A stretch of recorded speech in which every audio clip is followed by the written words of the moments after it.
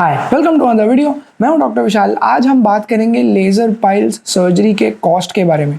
सबसे बड़ी गलती जो पेशेंट्स करते हैं वो ये है कि 4-5 हॉस्पिटल्स में वो फ़ोन करते हैं, पता करते हैं कि कितने की सर्जरी होती है, जहाँ पे सबसे सस्ते में हो रही होती है वहाँ जाके वो करवा लेते हैं। जनरली इससे ज़्यादा मेहनत करी जाती है मोबाइल फ़ोन खरीदने में और कार खरीदने में। फीचर्स पढ़े जाते हैं, कॉस्ट कंपेयर किया जाता है, किस में फ़ायदा है किस में नुकसान है वो देखा जाता है। अनफॉर्चुनेटली सर्जरी कराने के टाइम पे लोग इतनी सीरियसनेस भी आजकल नहीं दिखाते हैं। तो ये वीडियो बनाने का इंटेंशन ये है कि मैं आपको समझा पाऊँ कि आप सर्जरी जो भी करवाते हैं उसमें कौन कौन से कॉस्ट फैक्टर इन्वॉल्व होते हैं, कौन सी चीज़ों से सर्जरी महंगी हो जाती है, कौन सी चीज़ों से सर्जरी सस्ती हो जाती है, लो कॉस्ट ऑप्शंस क्या क्या होते हैं, जिससे कि आप एक इन्फॉर्म्ड डिसीजन ले पाएँ। अगर आप सिर्फ फिगर जानना चाहते हैं कि लेज़र पाइल्स की सर्जरी कितने हज़ारों से लेके कितने लाखों तक होती है तो वीडियो के एंड में कहीं मैं बात करूंगा। बट इस वीडियो में मैं डिटेल में आपको समझाना चाहूँगा कि ये सर्जरी का कॉस्ट बनता कैसे है, कौन कौन से इसमें फैक्टर इन्वॉल्व होते हैं। बाकी सर्जरीज के ऊपर भी सेम ही लॉजिक अप्लाई होता है, लेकिन आज हम बात करेंगे लेज़र पाइल सर्जरी के बारे में। तो सबसे पहला फैक्टर जो डिसाइड करता है लेज़र पाइल्स सर्जरी के कॉस्ट को वो है स्टेज ऑफ पाइल्स। आपकी पाइल्स की बीमारी कौन सी स्टेज में है। जब मैं पाइल्स बाद में बोल रहा हूँ, मेरा मतलब फिशर और फिस्चुला इन एनो जैसी बीमारियां भी हैं जो कि बहुत ही सिमिलर हैं। सिमिलर उसमें सर्जरी करने की टेक्निक्स भी इन्वॉल्व होती हैं, तो लगभग कॉस्ट भी सिमिलर ही आता है। तो हम पाइल्स की बात कर रहे हैं, लेकिन बाकी जो प्रोक्टोलॉजिकल बीमारियां हैं फिशर फिस्चुला इन एनो वगैरह, उन पर भी यही लॉजिक अप्लाई होगा। तो स्टेज ऑफ पाइल जितनी अर्ली होगी उतने आपके पैसे बचेंगे। यानी कि जितनी जल्दी आप जाके डॉक्टर को दिखाओगे, जैसे कि मैं हमेशा कहता हूँ आप जनरल सर्जन को जाओ, कोई प्रोक्टोलॉजिस्ट या कोई कोलोरेक्टल सर्जन को जाके दिखाओ, जितनी जल्दी आप दिखाओगे उतनी जल्दी उसका ट्रीटमेंट शुरू हो पाएगा, आपके पैसे बच जाएंगे। जितनी सर्जरी जितनी स्टेज ऑफ पाइल्स एडवांस्ड होती जाएगी उतने आपके पैसे ज़्यादा खर्च होंगे। अगर आप जल्दी जाके दिखाओगे तो हो सकता है कि आप दवाइयों से ठीक हो जाओ तो आपको सर्जरी की ज़रूरत ही ना पड़े। एक तरीके से मैं कहूँगा कि आपके पैसे बच गए। अगर आप लेट उसको दिखाओगे, आप टाइम पास करते रहोगे, बीमारी को लेके खींचते रहोगे तो एक समय आएगा कि बिना ऑपरेशन के उसको करना ठीक पॉसिबल नहीं होगा, एंड तब आपको सर्जरी का खर्चा उठाना पड़ेगा। तो पहला टेक होम मैसेज ये है कि आप जल्दी दिखाओ तो हो सकता है आपको सर्जरी करवाने की ज़रूरत ही ना पड़े। इस तरीके से आपके पूरे सर्जरी के पैसे बच सकते हैं। सेकेंड जो फैक्टर है जहाँ तक सर्जरी की कॉस्ट की बात आती है वो है time of surgery. Time of surgery से मेरा मतलब है कि क्या आपकी सर्जरी प्लान्ड तरीके से करी जा रही है या क्या आपकी सर्जरी इमरजेंसी में करी जा रही है। जब सर्जरी प्लान तरीके से करी जाती है तो खर्चा कम आता है। इसलिए अगेन मैं हमेशा कहता हूँ कि सर्जरी जब भी प्लान करके करी जाए, जब भी बात आपके हाथ में है, तभी आप जाके अपना ट्रीटमेंट शुरू करवा दीजिए। अगर आप इमरजेंसी आने का वेट करेंगे तो ज़्यादा खर्चा बढ़ जाता है। वो कई बार इसलिए होता है क्योंकि प्लान सर्जरी में आप ही की सर्जरी के साथ और भी पेशेंट्स की सर्जरी करी जा सकती है, तो कुछ चीज़ें कॉस्ट होती है वो डिवाइड हो जाती है। जहाँ तक इमरजेंसी सर्जरी की बात आती है उसमें काफ़ी इमरजेंसी में यूज़ होने वाली चीज़ें लगती हैं। एक्स्ट्रा ब्लड लग सकता है, एम्बुलेंस सर्विसेज, एक्स्ट्रा स्टाफ वगैरह वगैरह, तो इन सब के चार्जेस ऐड होते जाते हैं और आपकी सर्जरी इवेंचुअली महंगी हो जाती है। तो इमरजेंसी में सर्जरी कराना आपको महंगा पड़ सकता है, इलेक्टिव प्लान सर्जरी कराना आपको सस्ता पड़ सकता है। थर्ड जो फैक्टर आता है वो है टाइप ऑफ सर्जरी। जहाँ तक पाइल्स की बात आती है, जो ट्रेडिशनल मेथड्स ऑफ सर्जरी है जिसमें कि रबर से बैंडिंग करी जाती है, इंजेक्शन द्वारा स्क्लेरोथेरेपी करी जाती है, या जो धागे से हेमोरॉइडेक्टमी करी जाती है, ये सारे प्रोसीजर्स सस्ते होते हैं। इसमें कोई स्पेशलाइज्ड इंस्ट्रूमेंट्स की ज़रूरत नहीं पड़ती है एंड इसीलिए इनका कॉस्ट भी कम होता है। जहाँ तक मॉडर्न मेथड्स ऑफ सर्जरी आती है, जैसे कि लेज़र पाइल्स की आज हम बात कर रहे हैं, रेडियो फ्रीक्वेंसी अब्लेशन की अगर आप बात कर ले, बोटॉक्स जैसे अगर कोई ट्रीटमेंट की बात कर ले जो कि फिशर के लिए ज़्यादा यूज़ होता है, पाइल्स के लिए आई डोंट थिंक उतना यूज़ होता है। तो ये जो मॉडर्न मेथड्स ऑफ ट्रीटमेंट है इनके कॉस्ट ज़्यादा होते हैं क्योंकि इसमें स्पेशलाइज्ड इंस्ट्रूमेंट्स की ज़रूरत होती है एंड स्पेशलाइज्ड इंस्ट्रूमेंट्स काफ़ी महंगे आते हैं। कोई भी लेज़र की मशीन जो है वो लाखों रुपए की आती है, तो वो कॉस्ट कहीं ना कहीं आपके सर्जरी में भी रिफ्लेक्ट होता है। तो ट्रेडिशनल मेथड से सर्जरी कराना सस्ता होता है, मॉडर्न मेथड से सर्जरी कराना आपको एक्सपेंसिव पड़ेगा। उसी के साथ मैं आपको ये बता दूं कि जो एक्सपेंसिव मेथड्स है, जो मॉडर्न मेथड्स है, उनमें रिकरेंसेस की चांसेस कम होते हैं कंपेयर टू ट्रेडिशनल मेथड्स। तो ऐसा नहीं है कि आप सिर्फ पैसे वेस्ट कर रहे हो। आप जब एक्स्ट्रा पैसे भरते हो मॉडर्न मशीनरी के लिए तो उसके आपको फ़ायदे भी मिलते हैं कि रिकरेंस रेट्स उसके रिलेटिवली कम होते हैं एंड आपका ओवरऑल कंफर्ट जो होता है वो ऑपरेशन के बाद में ज़्यादा होता है। तो जहाँ पे खर्चा ज़्यादा है वहाँ पे उसके बेनिफिट्स भी ज़्यादा हैं। कॉस्ट ऑफ टीम के बारे में बात करते हैं। जो ट्रेडिशनल मेथड्स ऑफ सर्जरी है ये बहुत समय से चलती आ रही है और ये ऐसे मेथड्स हैं जो कि एक आदमी कर सकता है, यानी कि कोई एक छोटा सेटअप है जहाँ पे सिर्फ एक डॉक्टर है, एक नर्स है, एक छोटा सा हॉस्पिटल है, वहाँ पे ट्रेडिशनल मेथड्स को किया जा सकता है। इसीलिए ये पुराने मेथड्स बहुत समय से चलते आ रहे हैं। जब मॉडर्न मेथड की बात होती है तो सिर्फ डॉक्टर के अकेले की बस की नहीं होती है सर्जरी करना। मशीन्स को चलाने के लिए टेक्नीशियन चाहिए, उनको समझने वाला स्पेशलाइज स्टाफ चाहिए, ऐसे टीम चाहिए जो कि इन मॉडर्न मेथड्स को यूज़ करके सर्जरी करना जानती हो। तो उसी तरीके से इनका भी सैलरी देनी होती है, इनके भी कॉस्ट ऐड हो जाते हैं। इसीलिए मॉडर्न मेथड से जो सर्जरी कराना है वो आपको महंगा पड़ सकता है।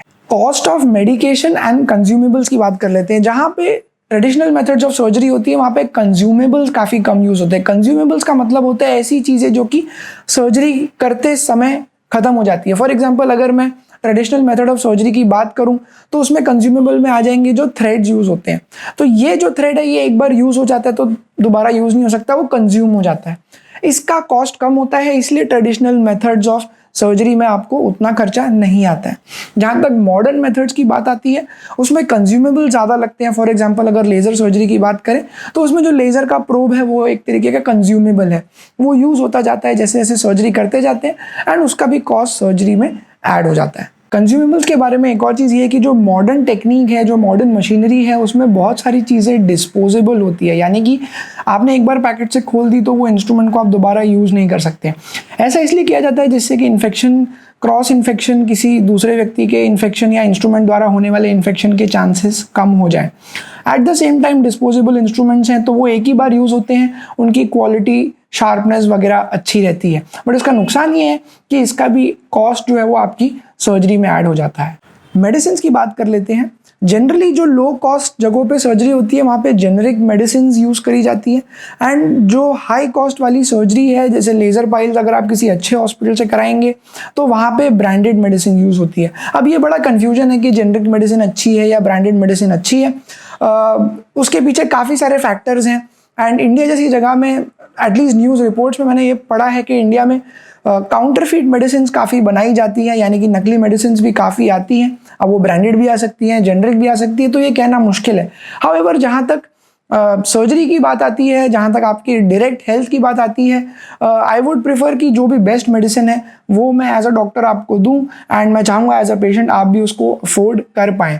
तो जहाँ तक कॉस्ट कटिंग की बात आ जाती है, अगर जेनरिक मेडिसिन यूज़ हो रही हैं तो थियोरेटिकली स्पीकिंग ऑन पेपर उनका इफेक्ट सेम होना चाहिए ब्रांडेड मेडिसिन जैसा, लेकिन मैंने पर्सनली ऐसा होते हुए देखा नहीं है। अब दुनिया की हर मेडिसिन का तो मुझे आइडिया नहीं है, बट जो कुछ मेडिसिन मैंने यूज़ करी हैं कहीं ना कहीं मुझे फ़र्क देखने को मिला है कि जेनरिक मेडिसिन जो हैं वो उतने अच्छे से इफेक्टिव नहीं हो पाती है। हो सकता है ये मेरा पर्सनल एक्सपीरियंस हो, ये कोई रिसर्च बैक्ड ओपिनियन नहीं है। बट अगर कॉस्ट कटिंग चल रही है, पैसे बचाने की बात आ रही है, जेनरिक मेडिसिन से आपके काफ़ी पैसे बच सकते हैं, बट हो सकता है आपको उतने अच्छे रिजल्ट्स भी ना मिल पाए। नेक्स्ट आता है कि आप किस किस्म के हॉस्पिटल में सर्जरी करा रहे हैं। अब जनरली हॉस्पिटल्स दो टाइप के होते हैं, एक्चुअली 3 टाइप के होते हैं, बट हम 2 में उनको डिवाइड कर देंगे। एक है गवर्नमेंट हॉस्पिटल्स और एक है प्राइवेट हॉस्पिटल्स। इन दोनों के बीच की कैटेगरी है चैरिटी या ट्रस्ट हॉस्पिटल्स या गवर्नमेंट एडेड हॉस्पिटल, जो कि टेक्निकली गवर्नमेंट द्वारा बनाए नहीं गए हैं, बट उनको गवर्नमेंट से कोई ना कोई हेल्प मिलती है या किसी ना किसी चैरिटेबल इंस्टीट्यूट से उनको या किसी ट्रस्ट से उनको हेल्प मिलती है, जिससे कि आपके सर्जरी के कुछ कॉस्ट जो है वो उन ट्रस्ट या चैरिटी या गवर्नमेंट के मदद से वो बेयर कर पाते हैं। तो government hospitals, charity hospitals and trust hospitals and private hospitals, तो इसमें से सबसे सस्ता ऑप्शन जो है वो गवर्नमेंट हॉस्पिटल्स है। जो बीच का ऑप्शन है वो चैरिटेबल या ट्रस्ट हॉस्पिटल है। जो सबसे महंगा ऑप्शन है वो प्राइवेट या कॉर्पोरेट हॉस्पिटल्स है। अब इसमें से भी जो छोटे सेटअप्स होते हैं जैसे प्राइमरी हेल्थ केयर सेंटर या कोई छोटा गवर्नमेंट सेटअप है, वहाँ पे जो ट्रेडिशनल मेथड ऑफ सर्जरी है वो करी जा सकती है, काफ़ी सस्ते में हो जाएगी, फ्री में भी करी जा सकती है। या कोई शहर में अगर गवर्नमेंट का कोई बड़ा इंस्टीट्यूट है, हो सकता है वहाँ पर भी आपकी सर्जरी काफ़ी सस्ते में हो जाए। लेकिन वहाँ पे कुछ कुछ ऐसी फैसिलिटीज़ हैं जो मॉडर्न हॉस्पिटल्स में अवेलेबल होती हैं जो कि यहाँ पे नहीं मिल पाएंगी। जैसे कि आपको 24/7 अवेलेबिलिटी चाहिए, कोई हेल्पलाइन चाहिए, आपको डाउट है अपनी सर्जरी के बाद में, आप पूछना चाहते हैं अपने डॉक्टर से या कोई सपोर्टिंग स्टाफ से कि मुझे ये तकलीफ़ हो रही है, वो तकलीफ़ हो रही है, मैं किससे बात करूँ। तो ये सारी फैसिलिटीज़ आपको मॉडर्न कॉर्पोरेट हॉस्पिटल में ज़्यादा आसानी से मिल जाएगी। और जो ट्रेडिशनल हॉस्पिटल्स हैं, जो छोटे सेटअप्स हैं, उनमें आपको ये नहीं मिल पाएगी। हालांकि वहाँ पे कॉस्ट कम होगा, तो एक तरीके से आप कह सकते हैं कि आपके पैसे बच जाएंगे, बट उसके कंपैरिजन में जो फैसिलिटी है, जो कि आप कभी कभी एक्सपेक्ट करते हैं कि आपको मिलनी चाहिए, हो सकता है वो आपको ना मिले। जहाँ तक स्पेशलाइज्ड इमरजेंसी सर्विसेज की बात आती है, जैसे आईसीयू बैकअप का होना, जैसे कि अलग अलग सुपर स्पेशलिस्ट डॉक्टर्स का अवेलेबल होना, कई बार छोटे हॉस्पिटल्स में या गवर्नमेंट हॉस्पिटल्स में ये सारी फैसिलिटी अवेलेबल नहीं रह सकती है। जो प्राइवेट कॉर्पोरेट हॉस्पिटल्स होते हैं, बड़े शहर में हॉस्पिटल्स होते हैं, उनके खर्चे ज़्यादा होते हैं, लेकिन वहाँ पे उनकी सारी फैसिलिटीज़ आपको मिल जाएंगी। आईसीयू बैकअप होगा, अलग अलग सुपर स्पेशलिस्ट कंसल्टेंट्स अवेलेबल होंगे, सारी चीज़ें आपको एक रूफ के अंदर मिल सकती हैं। ये कुछ कुछ वैसा ही हो गया जैसे कि आप अपने लोकल नेबरहुड के कोई छोटे से रेस्टोरेंट में खाना खाने जाए, जहाँ पे कि रोज़मर्रा के लोग आके खाते हैं, या आप किसी 5 स्टार रेस्टोरेंट में खाना खाने जाए। दोनों ही जगह पे खाना अवेलेबल है, लेकिन जो 5 स्टार वाला रेस्टोरेंट में खाना मिल रहा है उसका ओवरऑल एक्सपीरियंस अलग रहता है। जो लोकल जगह पे आपको खाना मिलता है, खाना हो सकता है बहुत अच्छा हो, लेकिन ओवरऑल एक्सपीरियंस आपका वैसा नहीं होगा। लास्टली बात कर लेते हैं क्वालिफिकेशन और ट्रेनिंग की, जो डॉक्टर्स को लेनी होती है। जहाँ तक ट्रेडिशनल मेथड्स की बात आती है, उसमें कोई स्पेशलाइज्ड ट्रेनिंग की ज़रूरत नहीं पड़ती है। जो उनको बेसिक कॉलेज में, मेडिकल कॉलेज में जो ट्रेनिंग दी जाती है वो सफिशिएंट होती है, एंड इसी वजह से उनको कोई एडिशनल इन्वेस्टमेंट नहीं करना पड़ता है अपनी ट्रेनिंग के लिए, वो भी अपने चार्जेस कम ले सकते हैं।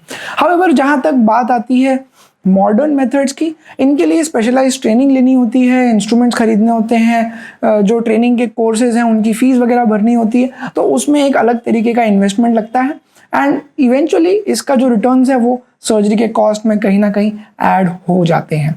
तो इस तरीके से जो आपकी मॉडर्न मेथड्स वाली सर्जरी है, लेज़र पाइल्स वाली सर्जरी है, वो आपको इन कारणों की वजह से महंगी लगती है, एंड जो ट्रेडिशनल मेथड्स वाली सर्जरी है वो इतनी महंगी नहीं होती है। तो अब आ जाते हैं फाइनल कॉस्ट पे।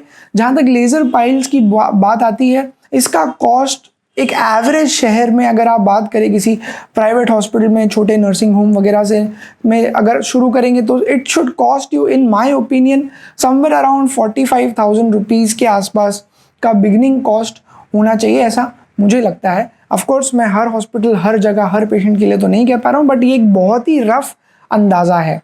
एंड जहाँ तक अपर लिमिट की बात आती है, कोई भी जो भी महंगा हॉस्पिटल है, जो भी बड़े बड़े हॉस्पिटल्स की चेन है आपके शहर में, वहाँ पे कॉस्ट आसानी से 1 लाख, 1.2, 1.5, 1.6 लाख तक भी जा सकता है, डिपेंडिंग ऑन क्या फैसिलिटी है। और जैसे भी मैंने अलग अलग फैक्टर्स बताए, उन सबको फैक्टर्स में ध्यान में रखते हुए कैसे कॉस्ट बन जाता है। तो आई होप मैंने आपके काफ़ी सारे डाउट्स क्लियर कर दिए हों, आपको थोड़ी इंसाइट मिली हो, थोड़ी नॉलेज मिली हो कि सर्जरी का कॉस्ट कैसे डिसाइड होता है, किन चीज़ों में कटौती करी जा सकती है, किन चीज़ों में कटौती करना सही नहीं है, और आप जो पैसे पे करते हैं उसका इवेंचुअली कैसे यूज़ किया जाता है सर्जरी करने में। इसके बाद में भी अगर आपको कुछ पूछना है, आपकी कोई थॉट्स है, ओपिनियंस है, तो आप कमेंट कर दीजिए। I love reading your comments, I reply to as many as possible, and I will see you in the next video.